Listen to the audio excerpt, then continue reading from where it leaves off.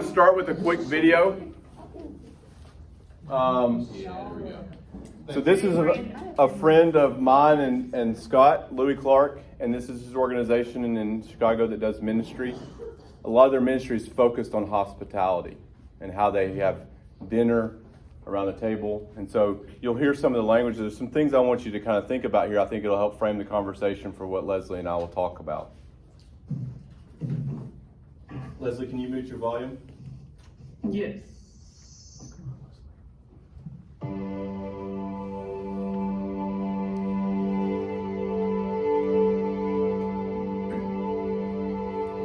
A 15 years ago, we came to Chicago asking the question, what would the disciples of Jesus do in approaching this city?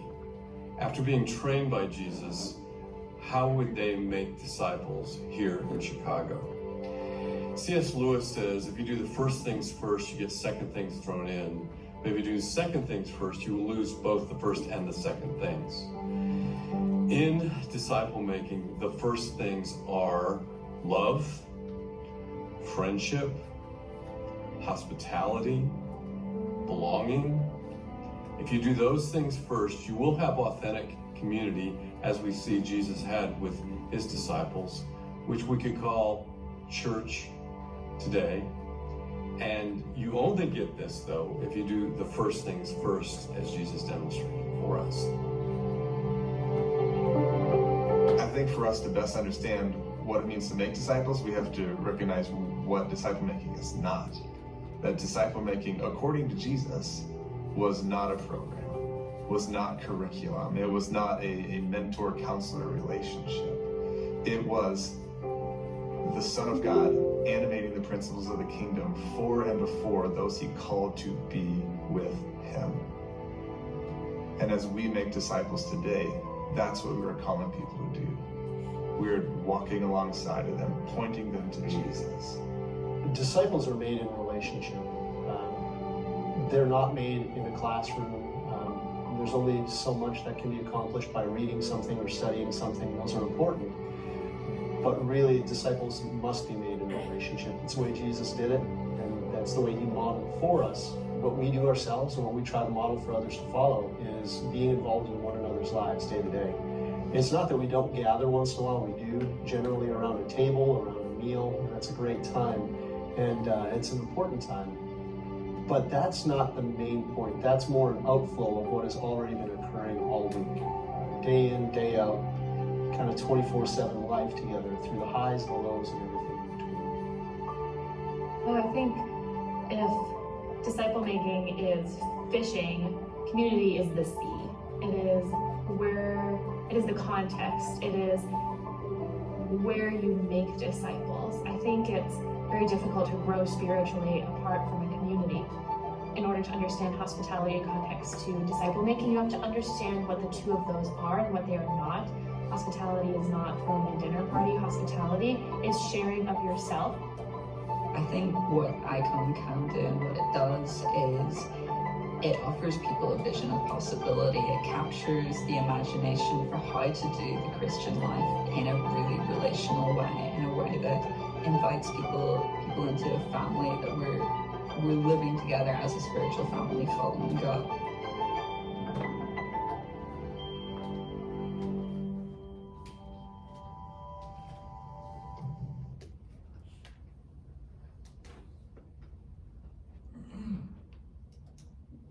You hear me, Leslie? Yes. Okay. All right. This is my beautiful wife. We showed a picture of you earlier. I don't know. I probably don't want to know. It was you sledding with Owen. Oh, you'll need to show me later. You sledding with Owen. I think you know which one I'm talking about. Are you having a hard time hearing me? No, I can hear you. Okay. All right. So I want to begin this next session here. We're going to talk about prayer strategy in a minute. We have a handout. But before that, I wanted to give just some perspective.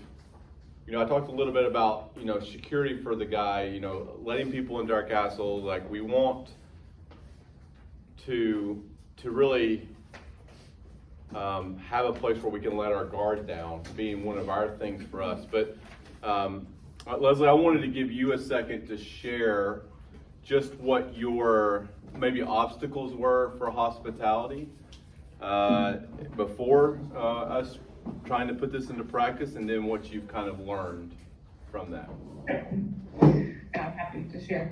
So I think coming into, so I grew up in the South, I'm a graduate from the South, and the idea of hospitality to me was like throwing dinner parties, having your house 110% put together, a perfect menu, kids that don't fuss at the table and don't say, I don't want to eat this food. And it was a kind of a presentation, right? You get your best self together, you get your best skill set together, and this happens very infrequently because you don't have time in your schedule to put it all together so perfectly. So I think that was my first impression. When I hear the word hospitality, or someone, oh, they're so good at hospitality, it's like, oh, they can host a big dinner party and they can pull it all together and make it look so nice. And what I have learned, and the transition, and we're still learning together, is that hospitality is the everyday. It is not pulling together the meal that I know is always going to turn out perfect, and making sure that my house is squeaky clean from top to bottom. It is allowing people into our lives when it's messy. When my kids are going to complain because this is a new dish that maybe they're not going to want to eat. When it is last minute and I'm realizing I'm going to have extra food, and so I send a text message to our neighbor and say, any chance you guys are free for dinner? That's not convenient. Knowing that I have dirty dishes stacked up from all day long. I have dirty floors, and it's life and it's messy, and I don't like people to see my messy if I'm just Leslie myself. But I've seen that's when people open up. When you can be real and show them that you're real, they are way more really willing to show you that they are real and open up in conversation, those sorts of things. I don't know. Thanks, Leslie. What has been, in consideration of just all those different aspects, what has been, what has God showed you in those times? Give an example of a story of when you've really seen that through inviting people into our home, in spite of everything being messy or dirty. Did you find that people were really noticed those things, or what did stood out to them? What really happened? No, I don't think anyone's ever been so, they're never going to be bold enough to say you have a mess, but it doesn't seem to notice. And I will say, pardon the mess, just this is our life. Welcome to chaos with 4 kids. And that allows people to realize, again, that we're not perfect and we don't have it all together, so they don't have to have it all together. And it's allowed conversations to be a lot more genuine and people to share their hard things of life with me. Because I think if I looked like I had it all together and my kids always said yes ma'am and always ate the peas and carrots on their plate, then they think, well, I can't open up and share with her. I cannot allow her to see that my child is not really, or is being disrespectful to me, or that I don't know how to put together my house really well. And so that's been one of the key thing, is just allowing myself to be real allows other people to share those real parts about themselves. Kind of like as I talked about in the previous session about providing that context for that conversation to happen. What Leslie's sharing about is that the realness brings about, takes away from that separation that could happen. What are some of the things, some of the small, just things that you've learned as far as hosting? I know when we first started hosting, it was about having the meal ready. They come at this time, they do this. So what are some of the things that, when people are asking, what do I bring over, or what time should I show up? What are some of the things that you've learned or we've learned in that process? Yeah, so trying to make the transition from like hosting a dinner party to welcome to family dinner. At my house, my family, my kids are involved in helping get ready for the meal, whether it's setting the table, getting the drinks, chopping some vegetables. So I've tried to view our friends and our neighbors that we're inviting in as a part of the family. So instead of saying dinner will be at 6, show up at 6 and it'll be on the table, I'll say we're going to aim to eat around 6 o'clock. But if you all are free, we'd love for you to show up, anytime after and give them a given time, like 5:30. And then they come in while the kitchen is still being put together, the meal is somewhere in the process of the meal. I think it gives people a sense of purpose, depending on their personalities, and say, hey, I just need a little more help with the salad. Do you mind to chop these vegetables?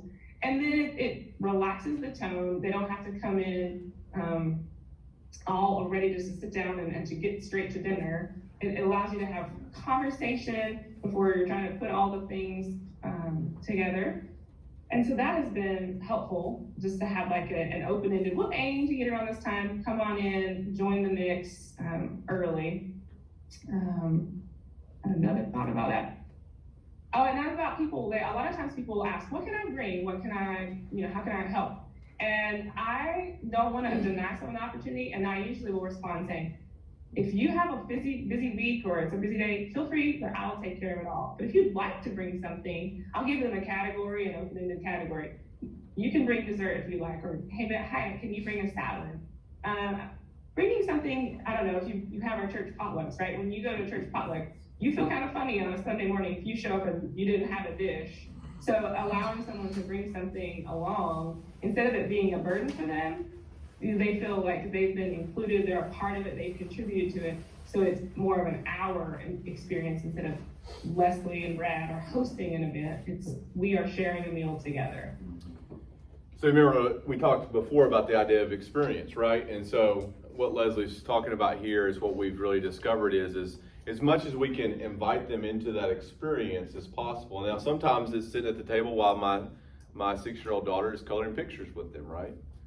It could look a lot of different ways, but what you're doing is you're saying, like, you are welcome at our house for this part of our life, not just for this event. And so what that does is it creates a unique, I guarantee, if you kind of, we didn't learn this initially, we've had to learn this in the process, right? When they leave there, they will have had probably, again, an experience they've never had before. They probably never had the experience of showing up and sitting down and coloring with a 6-year-old, or the person actually invited them into the chopping the vegetables, or even if they're just sitting there having tea or water while they're waiting, they don't have the experience of having that conversation before the meal even happens. And it really disarms them, right? Because they're coming in again with whatever experiences they have in their mind of what happens when you show up to somebody's house for dinner, and you're completely doing something completely different. If we had enough time, I'd talk about, the idea of what you're essentially doing is you're throwing them off balance in their thinking and what they're perceiving, and now they're in a response mode, which puts you in a unique position to where they're wanting to respond, they're wanting to get back on that. And so when you get to the part about asking questions, it really makes it about them and the dialogue that they can kind of unfold. And so they will leave that with saying, wow, they really let me into their castle. Not that we escorted you into the throne room, we had this meal, we escorted you out, have a good day. We let you see every part of it. And the cool thing is we've learned about follow-up, right? So if somebody brings the dessert, we want to write them the next day and get the dessert. Most of the time, it's their best dessert that they're bringing, right? But it is probably really good, right? And we have kids, they love dessert. So we tell them, hey, we really enjoyed our time together with you last night. We'd like to maybe make that dessert again sometime. Can you give us the recipe? They really feel like I contributed to that. But what is it doing? It's building this trust that is going to be huge for you down the road, okay? So, any questions about that for Leslie of what she kind of talked about? I was hoping they would ask you some really hard questions. Yeah, you always hope for that. That could be nice. The first You got a question in the back here, all right? It's kind of a joke, but do you ever ask for the recipe for the dessert if it sucks? Do you ever ask if the recipe is bad for the dessert? Oh, well, I haven't had to yet, but I'll let you know if it happens. We actually don't get a lot of bad desserts. Like I said, people usually try to put on their best, right? So, Funny. what hospitality also has turned into for us. Leslie, tell us about what an average week looks like in warmer weather. I mean, as far as visits to the house, backyard, those sorts of things. Yeah, I was thinking hospitality is a lot more than sharing meal times together. So our backyard is kind of an open revolving door. I feel like once the summer gets warm and people are out taking walks, and our kids will be riding on the sidewalk or something, and they see a friend, hey, you want to come in the backyard and swing? And the parents will come in, and we'll spend time just playing in the backyard. Sometimes I've had people, I'm in the middle of trying to pot plants and repot things, and hey, bring the kids and bring a shovel and some gloves and let's get messy. It's very impromptu. A lot of times it's not planned out 5 days in advance. Hey, can you come and bring your shovel and and all your supplies? It's just, I'm in the mix of life, and I try to think of it like if I had a brother or sister or a cousin or an aunt next door in my neighborhood, I would invite them to be a part of the activities of my everyday life. And so that's how I try to view our neighbors here. They can be a part of the everyday activities, because that allows for more opportunities for conversation that build layers of trust, and you learn more about each other, and maybe they open up about something that's happening, and allows you to share truth and to share perspective in there. So this is a question for either of you two, really, Leslie or Brad. Brad had kind of laid out the scenario for levels of engagement, the sidewalk, the yard, and then the dinner table. So what comes after that? I mean, that's not the end game, I know, but where do you go from there? Yeah. You want me to answer that, or did you hear it? I think I heard, I don't know if you want to share it. So we talked about sidewalk, front yard, dinner table, kind of engagement zones for our neighbors of where we engage with folks. The question is where do you go next? You want to answer? So I think we have a couple of different examples of things that have happened. So a lot of times those like front yard, neighborhood, any of those things have involved whole families. And you can only have certain conversations with adults and kids in the mix. So two things have kind of unfolded for me. The opportunity to have like brunch or lunch or dinner dates with some of the ladies, or to go out separately, because moms will reach out to me via text and say, my daughter's kind of hitting these preteen years. Any suggestions? This is kind of some things we're working through. And so it gives me some one-on-one time, because we've shared that corporate time together. And then the next cool thing, I don't know if you want to share about the Bible study. Yeah, no, we'll talk about it in a second. Okay. But basically more of that. So what she talks about going out to go somewhere else is another front yard opportunity, right? You're not necessarily fully intimate because you're going to go eat somewhere, but you're going to have a little bit more focused conversation. So it's about, Sundays are super important. What happens on Sunday mornings is super important, right? But when you really strive hard at the everyday walks, the front yard conversations, the occasional dinner table opportunities, it only amplifies Sunday morning, right? Because my son will probably remember maybe one or two big conversations that we have by the time he's 18, right? I probably think he should remember a few more of those, right? Right? But what he will remember is we walked all the time. We kicked soccer ball all the time. It's the everyday. What we don't see in the scripture, we see what Jesus talks about, and it's very important. Again, I'm not trying to put that down. But what we don't see about the disciples' life is the other part of the 3.5 years that he spent with them. The eating together, the laughing together, the walking together, the sore feet together, the hardship together, the brokenness together. And so this is everyday stuff that we're talking about in the hospitality sector of, it rewires, when you start doing it, it rewires the way you think about things. Like when it snowed up, we got quite a bit of snow up in Springfield this year, we cleared a lot of sidewalks.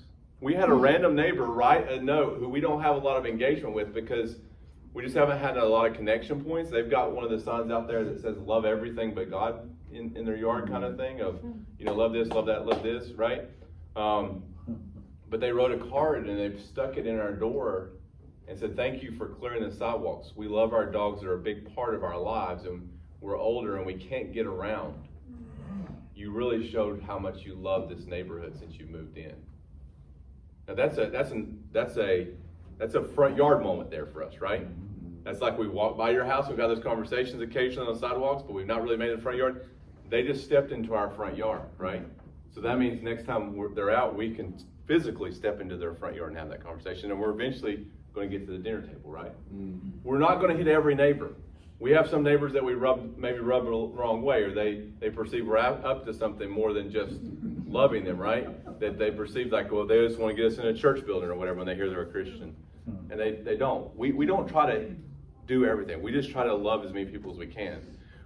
Leslie, give some examples of some. We do some, and this is where I think you can make a difference in how you think about ministry from the church, from a corporate level. We try to do occasional community engagements where we'll try to bring more than just one family around. Leslie, what are some examples of some things we do for that?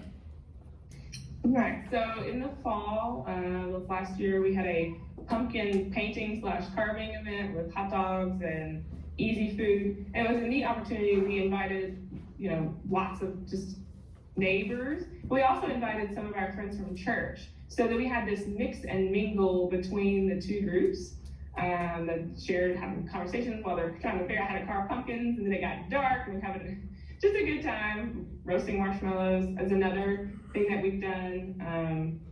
Planning a marshmallow roast in the summer when it's hot, to buy a few watermelons and have a watermelon eating and popsicles.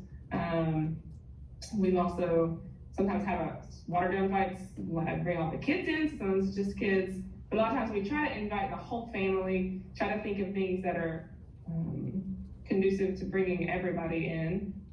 I guess last year we had an Easter egg hunt. We hid in several different yards. I contacted different neighbors and hid eggs and had the kids going from house to house and the parents coming alongside, so we were getting to chat as we were following the kids. And several of those people were neighbors who were still COVID averse, older folks. We said, well, can we hide eggs in your front yard so you can see the kids come and hunt them, right? So we did that. So we made it, again, in those community events, our biggest goal is to show our community that we are creating gravity, right? We want to have those kind of conversations, right? But our community sees us as someone who plans, orchestrates things that should bring people together. Yeah. So for a bigger community event, how do you invite people? Do you print something out and go knock on doors? We've done a little bit of everything. We send kids out with invitations for some things. We've built up enough now that sometimes we just send out a text message to folks, the people we know, hey, we're gonna get our s'mores. Sometimes we only send it to one family, or we bring a couple older couples over, or whatever that looks like. We just sometimes have done a variety of different things. Our first watermelon thing was by invitation, just on our walk, or people we had run into, we knew had people that we could invite over to. They came over to it, and sometimes they're older adults. They don't come out to that because there's gonna be a lot of kids going around and stuff. But they'll stop back by. There is not a week that goes by usually in the summertime where there's not somebody dropping off cookies or enchiladas or something, reciprocating that hospitality, right? Even sending something over and said, sorry I couldn't come to your event, but I wanted to send this anyway. And so again, what we try to solidify in those events, we try to bring people around us that we've already kind of engaged with. Sometimes they'll bring new people with them, but we want to demonstrate to our community through that we're making a difference. So I challenge a lot of churches to think through when we're thinking about your budget, to say, what would it look like to say, hey, if you do something once a quarter, if you go out and buy 2 watermelons and invite some neighbors over, we'll reimburse you for that. Most people aren't going to turn into watermelons, but what it does is physically in your budget, it orients people towards, we want to fund opportunities to doing things out there. And we during COVID time, we try to do once every 6 weeks to 8 weeks. We would just set some watermelon up on the corner, and people walking by or driving by, we give them that. Some people would take part in it, some people wouldn't. But over time, because we've sought just opportunities like that for those types of events, it is paid off in just creating that gravity, right? That we're drawing people into our sphere of influence, our sphere of orbit. So people this year will be asking about the Easter egg hunt. Tell them about what happened last year as a result of the Easter egg hunt for us. So unbeknownst to us, the kids are going from house to house, having their Easter egg hunt. And there was a gentleman that we didn't know at the time who was driving around. They were moving into the area, and they were looking for houses. And so he had been in several neighborhoods and was trying to, they had a young daughter, and they were trying to find a place to live. Fast forward, I don't know, 3 or 4 months later, we meet a new couple that has moved into our neighborhood. And as we've gotten to know them, a few weeks later in the conversation, the husband confessed, he said, back in the spring, I was driving around neighborhoods trying to find a right fit for us, and there was this egg hunt going on in this neighborhood. I bet you guys are responsible for that. And he said that is one of the reasons why we wanted to be a part of this neighborhood, because we saw that there were kids and there were people interacting together and having a good time together, and we wanted to be a part of that kind of community. Wow. So really cool experience with Peter and Janice and their daughter Sydney, which led to very early on, they didn't have grass yet in their yard, so they came up with that, well, we got grass in our backyard, come over and play, right? And so now they've become pretty close. They were at our house this past week. Don't know Jesus, right? But very welcoming opportunities for us. I'm going to pause this a second, because I do want to make sure I cover the prayer part here real quick. You have this on your table. I talked a little bit about prayer strategy is where we started at. We started by praying for our neighbors. Has anyone ever heard of the site Bless Every Home? So a few people have, right? So blesseveryhome.com. I'm going to try to switch here.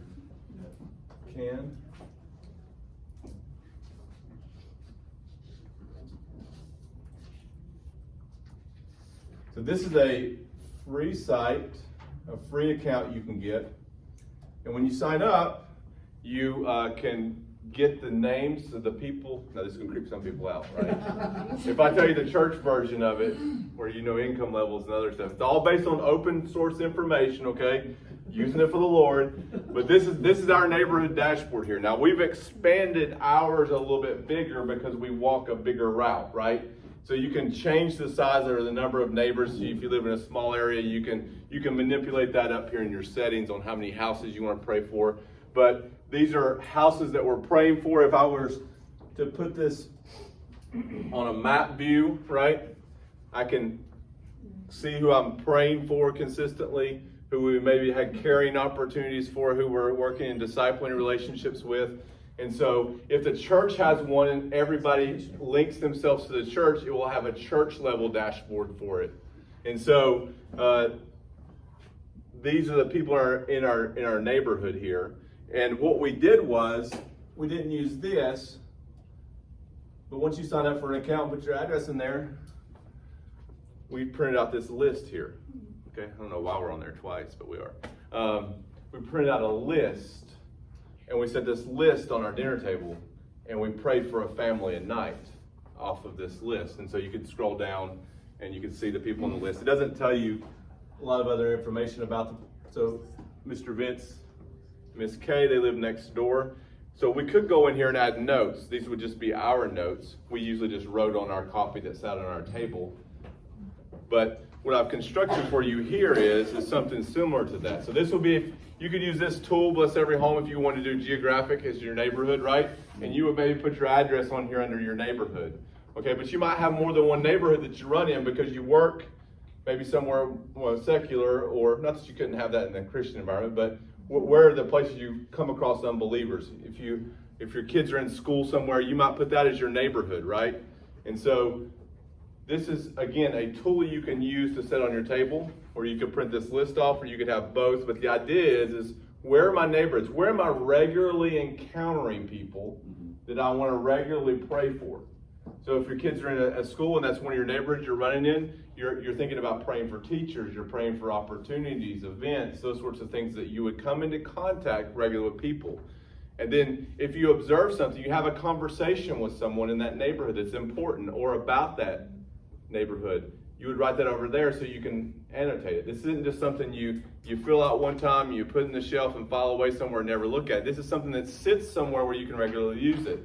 Then you have your neighbors. Again, you could print off this list and use your geographic neighbors, but you may want to be more specific here, people you're regularly coming into contact with, And then the other side is for your observations of them, right? Because in your conversations, we're going to talk about in a few minutes what questions do for you. It allows you to understand through asking a question of someone how to be very precise with the gospel, or how your testimony intersects their testimony. But you want to write those things down.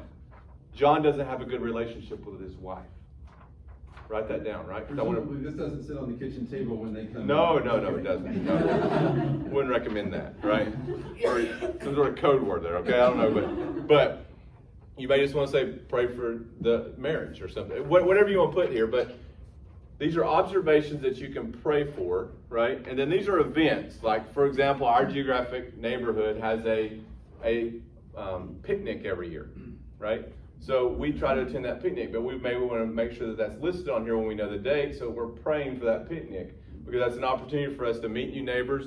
What we found last year is we had neighbors introducing us to other people in the neighborhood that we hadn't met yet. So we want to pray for that as an opportunity. So this is a tool, but this is only as good as you use it, okay? If you don't get it out of the toolbox and use it, it won't be effective for you. But I can promise you, if you trust these things to the Lord, and you say, I'm going to be obedient to the Lord, I'm going to have this hospitality, try to make it more of a part of my life, this is how he shows up. And this is the most important way he shows up. Because you get to actually, if you go be hospitable, you're probably going to see results.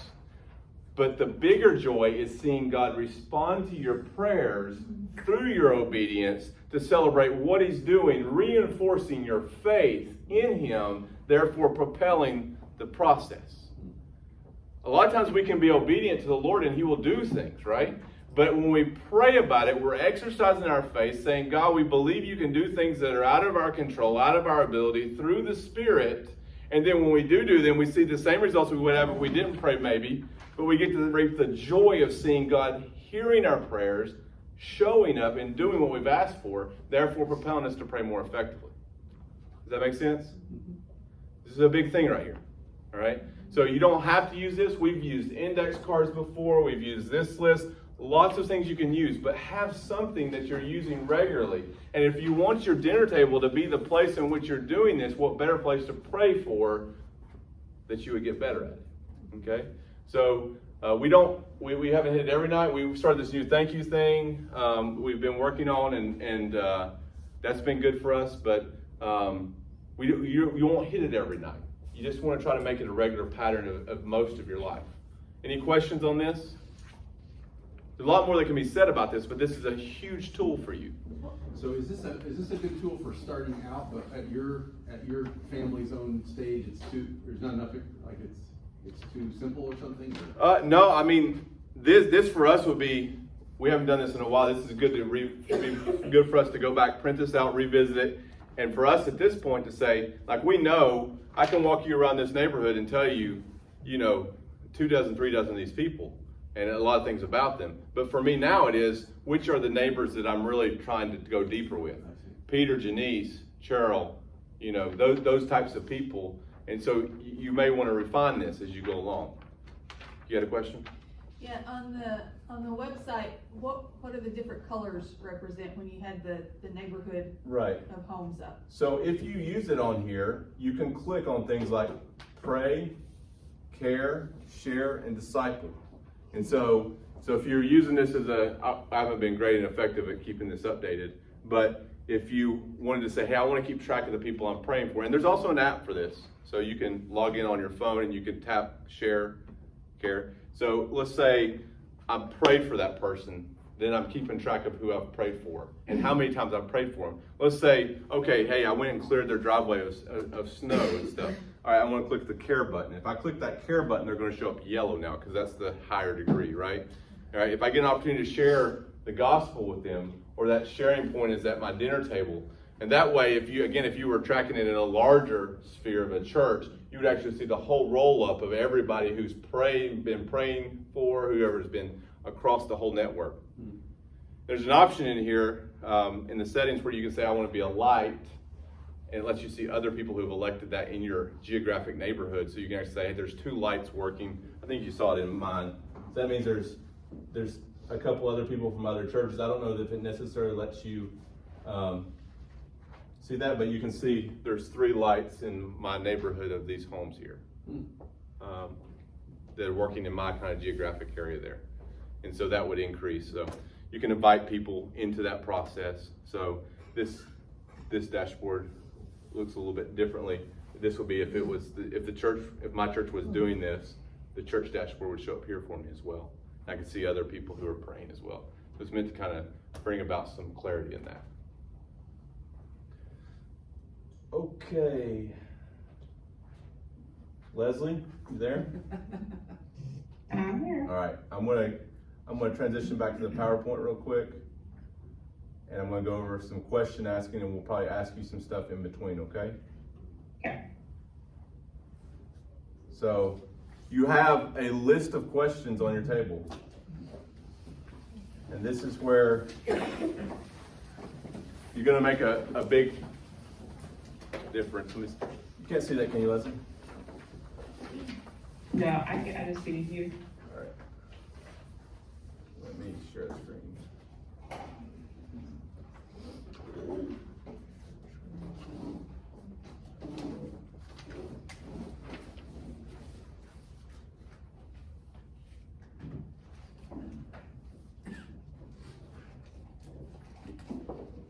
You see the PowerPoint? Yes. Okay. All right. So, talking about asking questions. So what are their question words? This is we just be pretty easy here. What kind of questions do we have? What are their question words? Oh yeah, there we go. Who, what, when, where, how, why, right? Okay. So I've kind of grouped these into different areas here, okay? So I want to talk about how we deploy these questions. So this is our neighborhood, right? We got sidewalks, we got a front yard here. Can't really see it very good on this one, I'll show you in a minute. And then we got dinner table. And so you don't have to use these exact question words, but you'll probably get an idea. So on our sidewalk here, right? A lot of what we do on our sidewalk and just are walking around people, meeting people for the first time, we're doing a lot of observation, right? We're not really good at being observant in today's time. We're pretty horrible at actually, because we have our faces oftentimes 9 times out of 10 in this device, okay? But when we want to focus on hospitality, we have to be more observant on what's going on. And so we observe on our sidewalk. We're looking for things like an unkept yard could tell us something about potentially the situation there. Someone who's flying a Cubs flag outside could tell me something about the situation. I mean, it tells you something. It tells you something, right? Yeah. I love telling that story down in Southern Illinois, right? I use it the other way when I go up north. I like to stir up a little animosity in the room, okay? But we're being observant, and the goal is we're just trying to gain basic facts in that walk, right? We're just trying to observe things in that movement. Again, this doesn't have to be a physical sidewalk. It could be going to the break room to get your coffee at the time you get it every day, okay? But I'm just observing as I'm walking by people, as I'm walking by people's houses, as I'm walking into the school that day, whatever that is, I'm just being observant. In this time, I'm asking what and who questions, okay? I'm trying to find out who somebody is, right? I may not say like, who are you? Tell me your name, right? Right? I may start that conversation if they're walking a dog about, oh, what's the dog's name, right? Or how long have you guys, we just moved in, how long have you guys lived here? Right? And that might lead to a conversation at some point during that short exchange. I may get to find out their name, right? I may already know their name because I've been praying for them on the creepy app that I've got, right? But what I'm doing, I may be standing outside. I know exactly who lives in this house, right? But what I'm trying to do is not only find out about them, but let them find that same stuff out about me. Because again, the whole purpose of a question ask exchange is about building trust. They've entrusted me with their name, where I'm entrusting them with my name first. They're trusting me with theirs. Okay? So the goal throughout in the sidewalk, in the front yard, at your dinner table, that I always make is I set the bar low. One piece of information. One piece of information about who they are, what they do, anything. And that's a win for me. I can leave that. I'm just trying to hopefully maybe get that. It's not a loss if I don't, but that's a low bar that I can try to achieve, right? I can leave that with the conversation of knowing who the dog is and walk away. I forgot to ask a woman's name when we had a conversation with her. Got the dog's name right. But she told me where she lived in relation to where we were, so I was able to go back to my creepy app and verify who she was, right? So next time when I greet her in her name, right? Because she's like, did I tell you my name?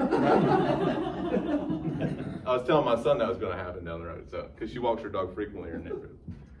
So the orient phase, right? This is like you're observing, but this orientation is like when somebody stops and has that conversation with you. Now it could be they stop in your driveway, they have the conversation. It could be they stop you on the talk, and you can tell they want to have a little bit longer conversation. But in this time, I'm still asking these what and who questions, but I'm also asking like where and when questions. Things that get a little deeper. For example, the guy that flies the Cubs flag, right? And wears his Cub jacket when it's cold outside, right? I might ask him sometime, because I've had 2 or 3 conversations with him on the sidewalk. Hey, Mike, tell me about the first Cubs game you went to, right? Now, when he tells me that story, where am I? I'm sitting next to him in a game, right? How many people in my neighborhood have been to the Cubs game with Mike? How many people in my neighborhood have been to the first Cubs game with Mike? Now, what have I done with Mike? I've asked him a fairly easy question that he would love to tell anybody probably, especially somebody he knows a little bit about, exchange names, and he's built trust with me. Because now I know something about Mike and had an experience with Mike that most people have not had, right? Sometimes a lot of times I use questions, especially when I used to go and meet with pastors, I'd say, what did you want to be when you were little?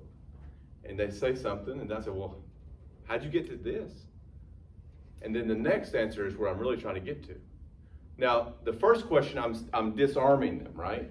I'm disarming them. I'm giving them an easy softball type question that anybody's kind of comfortable. And then the why is they're already disarmed. They will tell me, well, I wasn't going to make a lot of money doing that. And so this is why I'm a lawyer. Or my dad had these expectations out of me. Now, what am I hearing in that conversation? I'm hearing where the obstacles are to the gospel. I'm hearing what the idols are in someone's life. I'm hearing where their testimony can intersect my testimony. And suddenly I don't have to carpet bomb them with the gospel and give them the Romans road, right? I know exactly where I can start pressing in on with good conversation that'll make a real difference. And so, again, the goal is one piece of information, right? Now remember, I may have 5 sidewalks, I may have that one front yard conversation, it may take me a while to get there. So we had Jill and Jason, who we haven't been able to eat with yet, but we're working on it, right? Jill and Jason, they brought down some soup to us the other night. Leslie, why don't you, real quick, they can't see you, so I'm going to try to bring that over here. Why don't you tell them about some of our interaction with Jill and Jason? How do we meet them first? We met them on a walk with their little dog. They were walking the dog. It's a cat. It's actually about this big, okay? That's basically a cat. Yeah, tiny little teacup. So our girls are instantly like, it's a cute little dog. So we met them as they were just having walks, and it was a simple, hi, hey, you guys are new to the neighborhood, and so little chats. And they are very regular walkers of the dog. And so over time, that didn't take long, he said, Archie, the dog, doesn't usually like kids, but she seems to like your kids. So they would stay longer and linger and let the dog play while we talk. And then started talking about kids, and their kids are older, so just little questions. Now, remind me, I said, I see your kids coming, going, how many kids do you have? And kind of where are they? What's going on with them? They'll start answering simple questions. And then they start flying a new flag at their house, because we know they have a senior in high school. So we get to ask questions. Is this a flag indicating where somebody's heading in the fall? Those kind of little conversations. And then just kind of continuing to build. So where they've brought over brownies, we take snacks back and forth, starting to build the traction in that way. They brought flowers over because they knew that Kate really liked flowers, and then what did we do, Leslie? And then, so they left the vase with us, so I waited until we had some flowers blooming, and I filled it with some of our flowers and took them back and said, maybe this is gonna be a fun way we can share, flowers back and forth through the summer. But the first front yard conversation for us was actually in our in our side yard was when Jill stopped with us and she was just overwhelmed with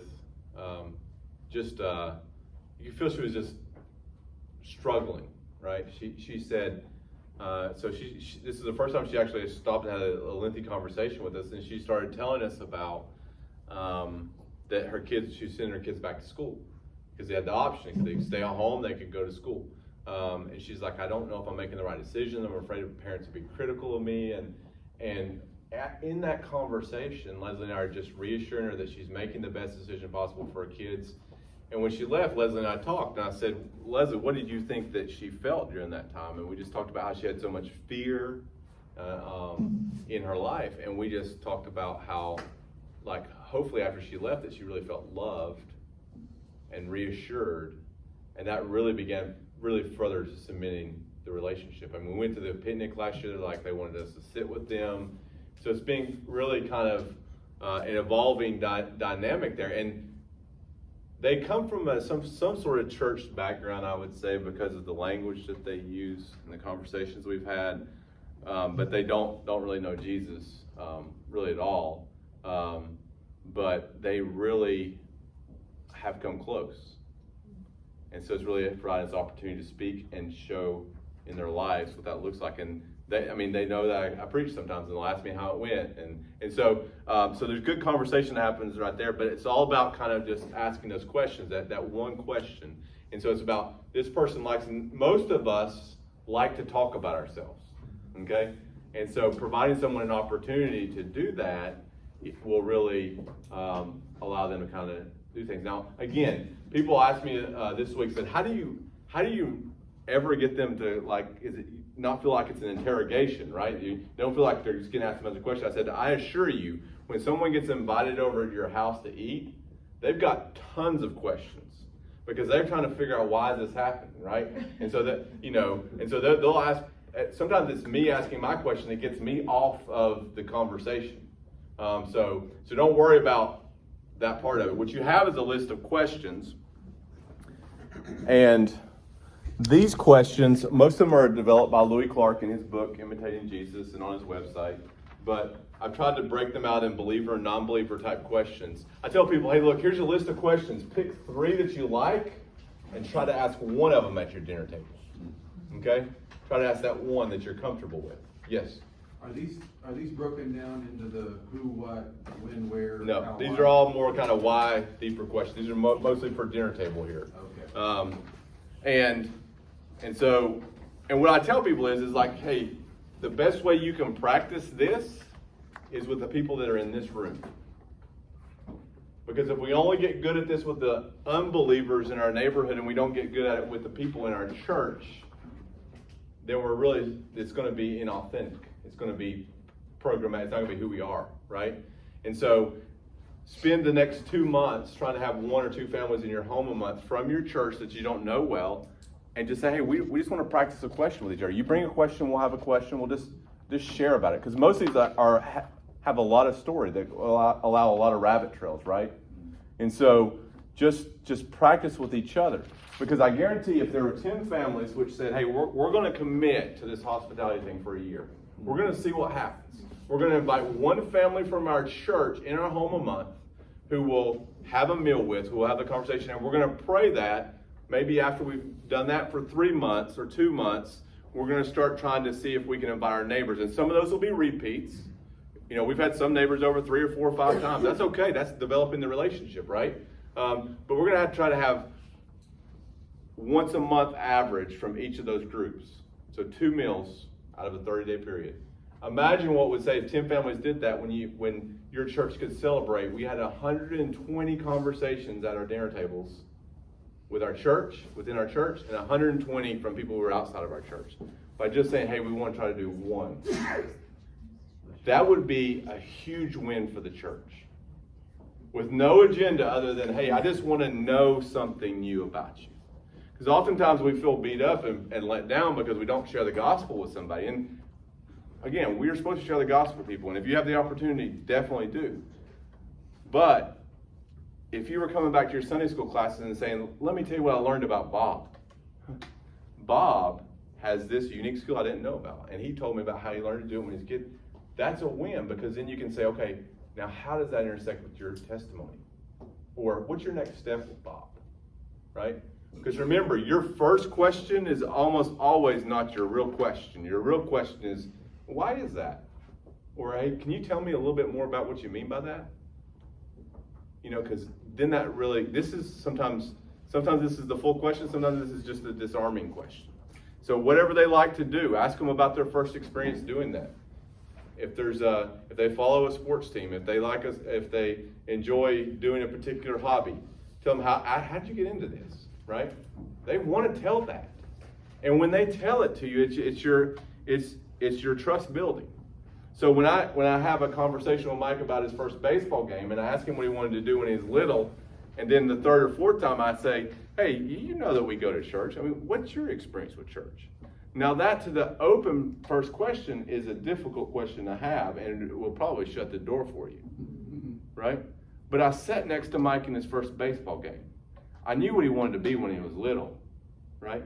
I told him about when we had how him and his wife met. You know, we've had these experiences together. Why wouldn't I tell him about what I think about church, right? You're cashing in that trust. And so, because you've talked about what's important in his life, and he now knows that that's important in your life, so he wants to be able to give you feedback from him as well. And so, so that's how that factor works. But again, at each level, let's see if I can get to the. At each level, again, here's where you're really building additional trust, opportunity. At each level, you're still observing, right? When they're in my house eating with me, right? I'm observing how they interact with their family. I'm hoping they're observing how I interact with my family, right? And how I interact with my kids, those sorts of things. But we're just trying to show them I love you for who you are, and I want to know who you are, and that will pay huge dividends. Leslie, can you share? I want to walk you through this, I guess, but can you tell them about Cheryl, how we met Cheryl, and our first few experiences with her? Yeah, so Cheryl is our neighbor directly behind us, so we share a fence. We haven't had the opportunity to meet her. We moved in COVID, and we were going to have some trees removed in our backyard, one of which was on the fence line. So the tree looked like it was her tree, it was in her backyard, but it's technically our backyard on the fence line. So I was planning to go meet Cheryl or meet this person and tell them we were having a tree removed.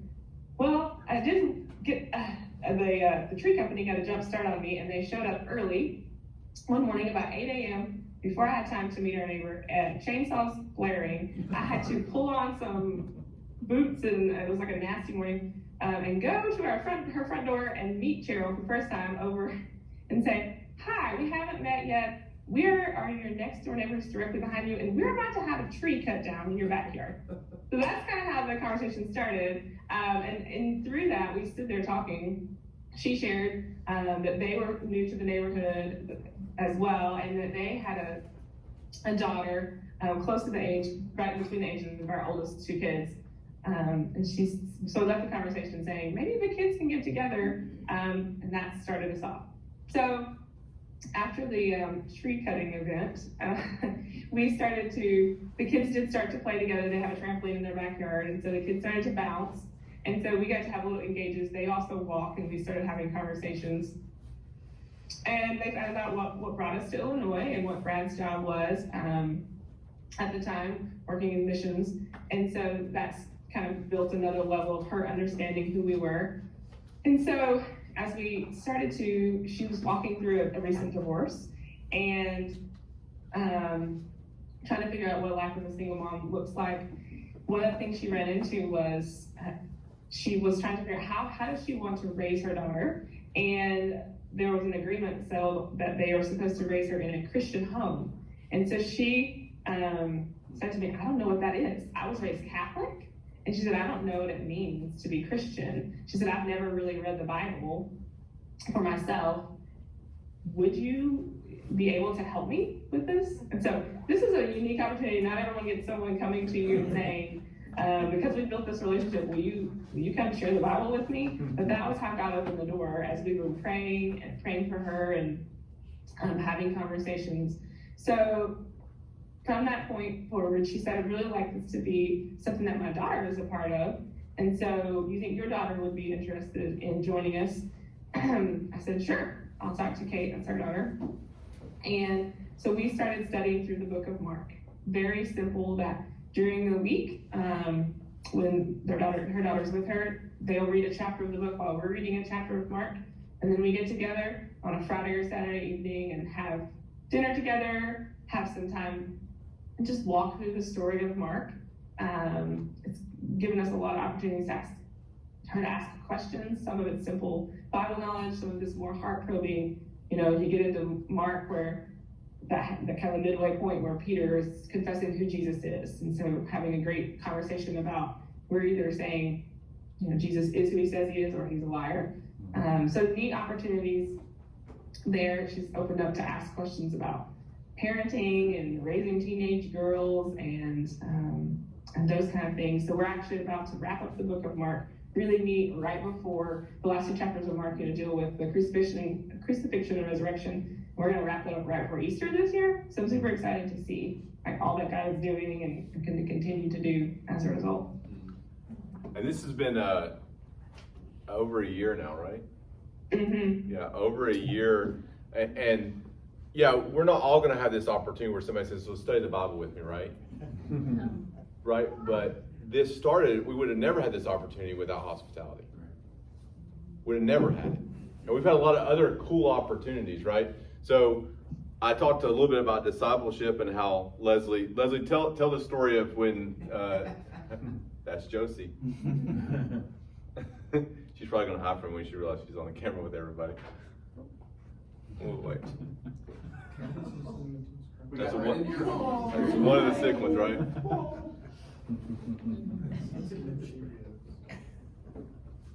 Cheryl was the first person that came into our house, and it was several conversations before we got to this point. But you can see even how Leslie's decided to structure the Bible study. It's around hospitality, right? It's about having a meal together. It's about spending time with your daughter, studying the Bible. So that's been a really good part. Leslie, tell about Cheryl wanting to know about Peter and Janice. Yeah, so Cheryl and I have a really neat relationship. We've just learned a lot about each other. And so one night we had Cheryl and her daughter, Charlotte, over for dinner. And she was curious. She said, I've noticed there's a new Asian couple. So Cheryl is Filipino. So she said, I've noticed there's a new Asian couple in the neighborhood, and I bet you know them. So what do you know? And so I was just telling her that, we had had the opportunity to meet them and a little bit about they had moved from another state. And so almost right as we were talking about it, Peter and Janice started walking by our front walk, and we could see them from the dining room table. I said, hey, let's go meet them. She's like, are you sure? I said, our kids run out the door and go meet people all the time. And so right in the middle of the meal, we were kind of close to the end, thankfully, I said, kids, do you want to go see Sydney, their daughter? And we went outside, and so I got the opportunity to introduce them, and then they were able to connect and just chat a little bit on the side. So just kind of making those connections, not that they just know us, but that everyone knows each other, and there's a bond that's forming that way. So what Leslie's doing is she's discipling Cheryl before she believes in Jesus, right? She's modeling before her this idea of hospitality. So when Cheryl becomes a believer, because we're trusting that to the Lord that's going to happen, all she's going to know is this is how Christians are. It's not going to be like Leslie and I. We're trying to learn it. We're trying to force it. We're trying to figure it out, right? We're in a class like this. We're having to learn it, right? Because we know we need to do it. We need to be obedient. But for Cheryl, if she becomes a Christian because she didn't know what it meant to be a Christian before, and it's all she's seen modeled before her, it is all she's going to know. It is. And so it will be kind of in her DNA. And hopefully it'll be in our kids' DNA. I joke that if we don't get enough people on board with hospitality before long, people are going to meet our kids when they want to get married and be like, you invite random people over to your house to eat on a regular basis. Like, I don't know if we should get married or not, right? But we hope that it's about hospitality, right? because there's not a person here that doesn't long for our neighbors to know us because we have an invitation for them. I did a podcast with Senator Leaf on my interpreter from Afghanistan, where we talked about him coming to the United States and stuff. But there was a portion at the end of it where I talked about if I'm not wrong on this, Scott, but for him in the Pashtun language, he says there's not really a good word for you're welcome. That there's a way to say it, but it's kind of roundabout. And he kind of showed this to me one time when I was talking with his wife. He kind of asked her, like, what's the response to manana, which is, thank you. And she's like, what do you mean? Like, and he says, you can say it this way, but they don't really know, because in their culture there, it's so hospitable that it's implied, right? And I said, I long for the day when that is a part of who we are. That we as Christians are known for being hospitable. That when our neighbors find out we're a Christian, they say, oh, that explains why your family is so hospitable in our neighborhood. That explains it. Unfortunately, the world has a different view sometimes of Christians. We have the ability to change that when we make it about the other 6 days of the week. And so, hospitality, we're short on time here, and I want to be sensitive to that, and I'm happy to, I'll stick around and talk further, and maybe I'll get to come back after we kind of get to exercise this. But this is only as good as you put it into practice, right? It's only good as you put it into practice. Being good at getting better at hospitality, because I'm not gifted at it, because most people aren't gifted in hospitality, right? Most people aren't gifted evangelists. Most people aren't gifted. The church has given those gifts to people, not so they would be the ones that do it, but so they would equip those who don't know how to do it. But he's not giving that gift to you if you don't have it, because he wants you to trust him to do it. If we were reading Luke 4 about Jesus starting his ministry, we'll see that the Spirit has a huge impact in that. It says the power of the Spirit was on him and gave him the good news to preach, right? To the poor. Our neighbors are poor. Spiritual poverty is what God measures the standard by. And if we're unwilling to show our spiritual riches by our interaction in hospitality, we'll never draw the contrast for what they could have out of the poverty. Unfortunately, we go about our lives oftentimes every day like everyone else, just because we have busy lives. Because life is just busy. But I promise you, as you start making small, incremental steps of just asking occasional questions and trying to be a little bit more intentional, it becomes more of who you do. Cheryl and Peter Janice, can they come over for Thanksgiving this year? Yeah. Yeah, so Cheryl and Peter and Janice came over, and then we had a couple from our church. Like, if we'd done that the first year we were there, and we just moved in, people would have thought, that's weird, right? Our first act, we have a Vietnamese family, which was really interesting because they didn't even know what prayer was when we talked about praying for the meal. But for our neighbors now to come over to our house, because so many of them we kind of been at this for a while now, it's much more natural. So it becomes easier and easier, right? Now I find myself, because of the question part, because I'm practicing the questions on what, when, how, where. Random people in gas stations, I would have never had a conversation. I'm looking, I'm observing, like what are they saying, what are they talking about, that I can enter into conversation with them. And I'm really at this point, in many of those times, doing it for no other reason than to get better at the question asking with other folks. I mean, it may open up an opportunity, right? But a guy standing next to me ordering gizzards at the counter, like, me saying, man, I don't know if I can do that. And then him saying something, you don't sound like you're from here, right? And then leads into a conversation. The guy's from Memphis, he's up there working, So just seeking to build that trusted question asking and that invitation to welcome people closer is going to open up the doors. So I would encourage you, like, don't leave here, please don't leave here without thinking that you can't do this. Because I'll tell you can't do this. The Spirit can do this. The Spirit can do this through obedient hearts. And so, what questions do you have before we leave? We want to answer as many questions as we can. Scott can answer all the questions when I'm gone. He's more than capable. Well, this is down the road, but if you're at the dinner stage, I guess, and maybe you've had somewhat of a relationship with someone, then you bring up the church scenario, and they're just like, really, don't go there, you know, I guess you still pursue those people in some ways, or you try not to like, okay, well, we're done with you. I mean, yeah, don't check them off, but, I mean, you still pursue them and in your hospitality with them, obviously, in some ways, I would assume. 100%. Yeah. I want to pursue them all the harder, because if they made the step to come in my home and they're not turned off by that, and again, I'm not necessarily you saying the church is the option you use in order to bridge into the gospel of who you are. Like, again, our small group asked us when we first started this, like, is your objective to get them to church? Small group, I said none of it. None of it. My objective is to get them in my home as many times as I can, because I know if I can get them in my home, in my backyard, that many times, they're eventually going to believe in Jesus, probably. So you just keep loving on them. Keep loving them. And I really, like, sometimes someone will bring up, you know, like Peter had been to seminary at Fuller Seminary, so I leaned in and talked full on about church, because he's not a Christian. Now, he said in that first conversation about seminary, he said some people go to seminary because they really love God, and some people just go for the scholarly knowledge. I don't understand how anybody can love God that much, you know? And so I pushed, I lean into that. Like, I'm like leaned up against somebody a little bit, right? So they can feel me, but I'm not overbearing on them in that conversation. But I try, I'm not saying that church is a bad thing. I don't strive to get into the church conversation, because inevitably it'll come up in the conversation, and I'll let them kind of, you know, what kind of church is that? Well, it's a Baptist church. Oh yeah, so-and-so grew up Baptist. Yeah, I got nothing to say about Baptist. So I just kind of lean into it, because as many times as you can get them in your home, at your dinner table, man, it's a win. It's going to win.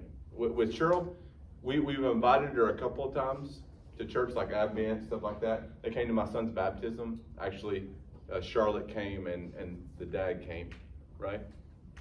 But they're going to hear and see the gospel way more outside the home than in the church, or they should. If we rely on the church to be the primary mode for them hearing the gospel or seeing the gospel, we need to fix that first. So because again, if you focus on the 6 days of hospitality, the inside, they're going to come in the church and be like, wow, this explains everything, right? And so, does that answer the question?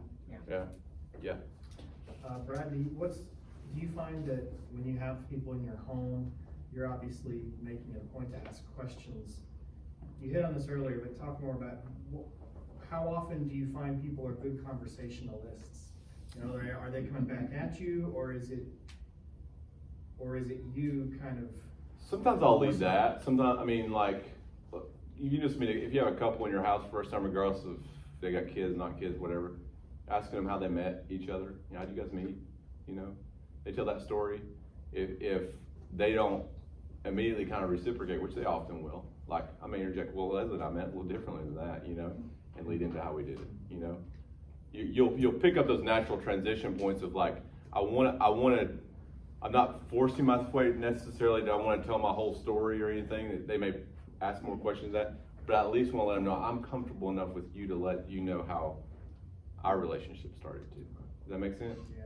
So just some, you know, think about the question, like that's the type of question that you can have in your back pocket that you can say you can ask anybody on the first dinner table, and know like if they don't naturally transition this, I want to see if I can transition it right after theirs, or maybe you're off with the guys and I mean, me and my wife, we met really different than your wife, you know.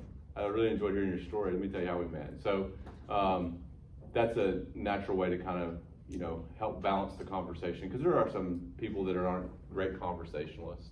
So, and some of that's just because they may not be comfortable with you yet too. So it comes greater in that point. Any other questions? Yes. So what do you do if, like, they just don't really want to let you in? Like, before we moved here, we had a friend that across the street, a single guy moved in, and his mom would be over there working in the yard and stuff. They were from Ukraine. And, you know, I tried to visit with her, but it was just like, she was so, just had this wall up, like, I mean, she would say, why do you want to know that? Wow, it's Ukrainian culture doing it. Yeah. Yeah. Yeah, that's a cross-cultural experience, which is not what most of us are going to be doing most of the time, but Yeah. I haven't been to Ukraine, I think I understand that a little bit better. And so you still have to break down that wall, right? You still have to break down that wall. So I think finding opportunities just to ask those. It may be that you have to ask a lot of what, who questions, just small surface questions for maybe in that situation for a couple of years, because they're coming from a cold world environment where people just keep to themselves. And last time I saw her at Walmart Yeah. one day, visiting, and I said, "What is your last name? Why do you want to know?" because I have a Hey. website where I'm happy to know. Hey, now you don't have to ask it. You can just look it up. And you can say, "Oh, hey, Miss So-and-so." It should be like, I have a wall in my bedroom and I need to put your last name. Right. A lot of who, what? And we had an Iraqi family, right? We had an Iraqi family we would buy over for watermelon, and we just kind of got the vibe that they didn't want to, and they were not a Muslim family. We just kind of got the vibe that they didn't necessarily want to spend time or be around. He ended up moving a few months later, but we just, some of them you shake the dust off your feet on, and pray that God would provide somebody else in that path. Very often those neighbors like pull in the garage door and shut it and never see them again. Who lives there? How do you engage those people that, I mean, you wait in their garage? Yeah, we have those. We're breaking them down slowly. Again, you don't know who's seeing you on your walks. You don't know who's going to see you in your front yard conversations, and you try to find the slivers of opportunities. Sometimes we'll ambush people, right? I mean, we see people walk at a regular time and we want to change up our routine, right? We see these people normally walk during this time and we're like, hey, let's go out at this time of day. It's a little bit hotter or the kids get up early. You just kind of figure out how you can intersect that. Sometimes it will be like what we did with the Easter eggs was really good, because there are people who just didn't want to, we hadn't really engaged with, weren't comfortable engaging, but they would love to serve their community in a way of like hide Easter eggs in my front yard so kids can come and hunt them, right? And that was a natural entry point. Did you have those people hide the eggs, or did you go hide them? We hid them, yeah, we hid them. I have a question. Yeah. When you have people over for dinner, like first timers, do you guys pray before your meal? We often, yeah, we do. Yeah. If you do you pray differently? And I don't mean like manipulatively, but do you pray differently than you would if it's just No. family? I would pretty normally. Well, I always ask my kids if they want to pray, because my kids pray good prayers. My youngest son prays for neighbors, loves his neighbors. But I always ask them if there's something I can pray for them before the meal, and don't get a lot of responses on that. But I usually just I express thankfulness for that family, for them being in our neighborhood, right? I'm kind of more direct the prayer towards that I want to really show them and God that I'm thankful for them and their family, and just pray for them and their family. I think the more and more though you walk down this path of praying for your neighbors regularly, that kind of just comes naturally in that prayer time. So, and what it does is too, we have neighbors that stop us sometimes and say, "Will you pray for it?" Jim and Johnny stopped us when Jim was in the hospital and said, "Jim's in the hospital. Can you remember me in your prayers?" And I made a point. I stopped right there and I just prayed with her right there. And it just made a difference. And we have other neighbors who will stop us and do that. So please make that a pattern of what you do. I mean, again, we had to explain Pray with people. Yeah, we had to explain to the Vietnamese guy what prayer was, right? He never had an experience with a Christian before. In fact, Michael came to our house when we had watermelon the first time. He was so happy because he had two boys, and he said he came and he said this in front of all these neighbors. He said, "I've lived here for 3 months, meet no one. Meet you? I meet all these people. Thank you." And then later he came back, he dropped off 2 pizzas one night, dropped off another pizza another night. I said, "Michael, I really appreciate you being my neighbor. I'm really thankful for you." He said, "Welcome." In his typical short fashion. He said, "You're my family." Oh, nice. And so you don't know how far your hospitality carries. And a lot of what he's seen has been done through my son playing with his boys, right? My son goes over there and plays. And my son asked me, he says, Dad, how can I tell my friends about Jesus? You know, my son's been a believer for about a year now. I said, buddy, you just got to ask questions, kind of know who they are. And so he comes back every time he tells me, this is what's going on in school, this is what Ethan's doing, this is what Matthew's doing. Like, I said, buddy, you're doing it. And you take opportunities when you can to tell them what you're doing about Jesus. Okay. Yep. I'm afraid we're gonna have you're gonna go flying out of these rooms back here in a minute. So I wanna wrap up. Leslie, thank you for joining us, for being a part of this. This was great.